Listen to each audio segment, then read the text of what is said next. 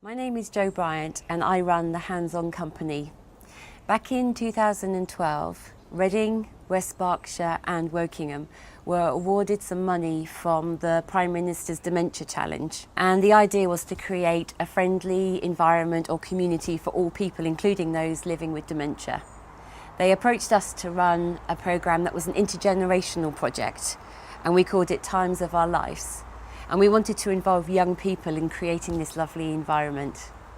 So we've used puppetry and drama, brain games and illusions and quizzes, and we've used everything in an interactive way so that the young people can go away from this workshop feeling that they can value the older generation and have more understanding of what dementia is and what living with dementia can be like. Your brain sits really tightly inside your skull, and you've got this really hard shell called a skull. Okay. Now your brain is all divided into different sections, and we have made them into different colours, just to say that each section does something different.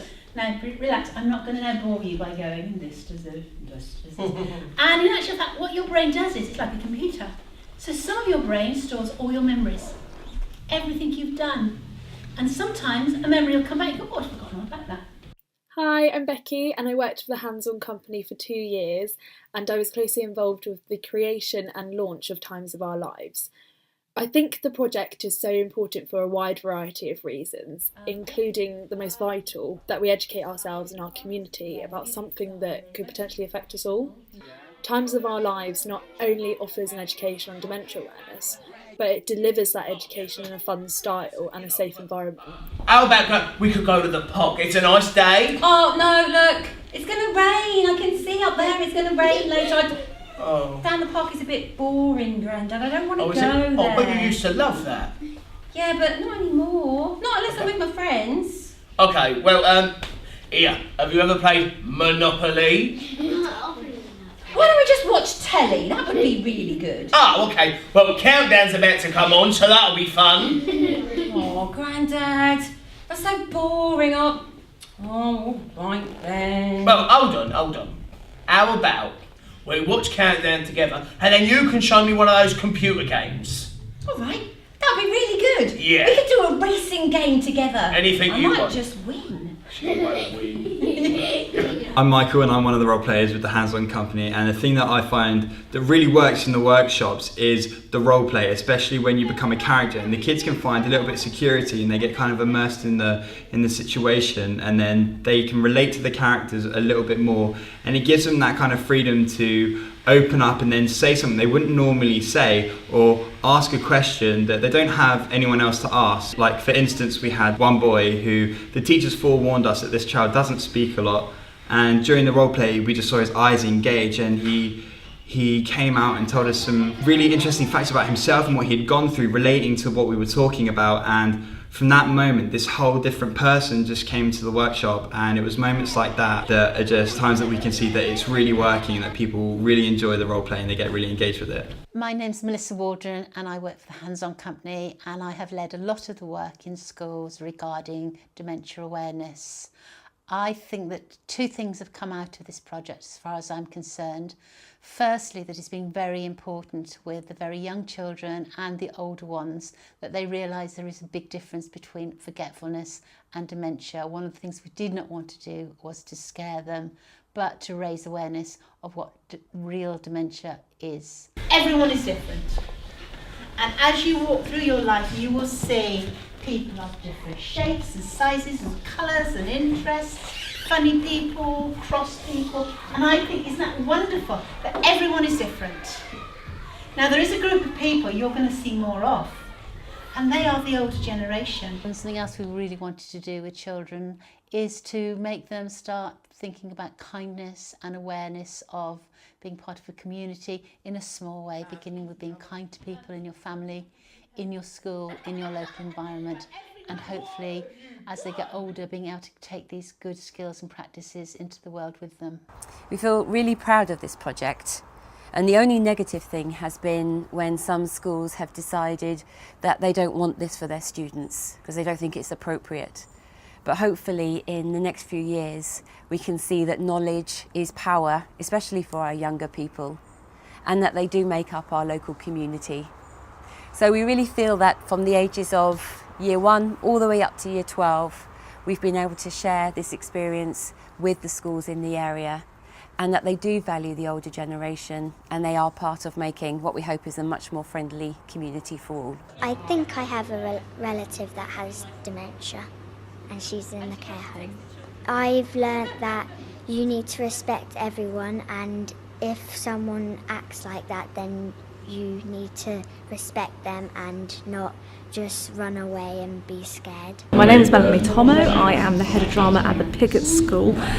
I'm really delighted to actually have the hands-on company coming in. It's a great opportunity for our students really to think outside of themselves and look at some of the issues in society that they will eventually be faced with, either with family or later on in life. That kind of awareness and being responsibility for actually becoming aware is so key to their success as an individual and how they grow as a person. So it's been a fantastic opportunity, and I really thank the company for coming in. My name is Janet and I live in the Wokingham area. My observation is that inside I feel about 17, when in actual fact I'm in my 70s. So it's really nice if I get respect from other people that make me realise that perhaps inside I'm not feeling as I look, and that I have different ideas and I think younger than I actually look. Okay, I really want the Starburst, so let's make sure we get Starburst. I want some chocolate. I mean, the thing is, I've got a train to catch. Yeah, we're literally I'm just so on our sorry. way, 'cause we've So got to sorry. get We'll home be as really well. quickly as well. Right, okay, we need to hurry up. So that okay. Yeah, just grab it. Is it possible I can pack those polo mince bits? Pardon? Did you call me a no? No. You did? No, I didn't. And don't you back him up, young man. You just call me some horrible name. No, I didn't. I said excuse No, me. no. I know what I heard, because I know what you young people are like. You've got no manners, no respect for the older generation, and you can stop looking all sad and tearful like that. You think she was being very fair? No. Did Brad say anything unpleasant? No. No, she heard what she wanted to hear, didn't she? No. Do you know, I think perhaps if she watches lots of television programmes with naughty teenagers, she probably thinks that all teenagers are like that. Perhaps there's a couple of boys who live on the house across the road from her who are badly behaved, so she thinks they're all the same. Now we know, don't we, that most young people, aren't they lovely? Hello, my name's Molly. I'm 82 years of age, but I don't think of myself as old. I like to think I'm the same as everyone else, and I'd like to be treated the same as everyone else. Don't forget that as I am today, so will you all be tomorrow. This is what I want to be clear about. If you go home tonight and your dad walks into the kitchen and says, "Where have I put my car keys?" Don't worry. If your mum says, "I've had that jar of marmalade in my hand and I can't find it," and you go, "Mum, it's still in your hand." Don't worry. Do you know what? Our heads nowadays are so full of what I call stuff. When I'm driving to work in the morning, I'm thinking, I've fed the cat, do I need to buy any more cat food? Oh, I like that song on the radio. Oh, when I get to work today, I need to tell someone this. And oh, that programme I like is on television tonight. And oh, another tune's on. And my head is so full of stuff that when I get to work, I think, oh, what have I done with my car keys? And that is for your mum and your dad and so many of your family. It's just a short-term forgetting. The older generation, I'm 83 now, and what I do find is good manners and thinking of other people is so important in life. Mum, you really need to get some help in here, all right? Okay. See my bag? Pardon? I can't see my bag anywhere. I put my bag down. She needs to find your glasses, Mum. It's right here. Do you want my bag? What? I told you about not messing with my things. Right, get upstairs now and do your homework. So when your father comes in, he's going to be really cross. What? Who are you? Is this some friend of yours? Mum, it's Mike. It's not Mike. Mike is 16. Right, okay. I need to go to the shops. I need to get fish fingers for your dad. Mum, you've literally just gone to the shop, you've just come No, I back. haven't been to the shops. That's why we're here, because we've been to the shop together. I don't know who you are, young man, but I've asked you. Would you please leave my house? This is Mum. It's all right. Mum. Listen, get him out of my house, upstairs, do your homework. I'm going to the shops. All I'm going to do is I'm just going to find my keys.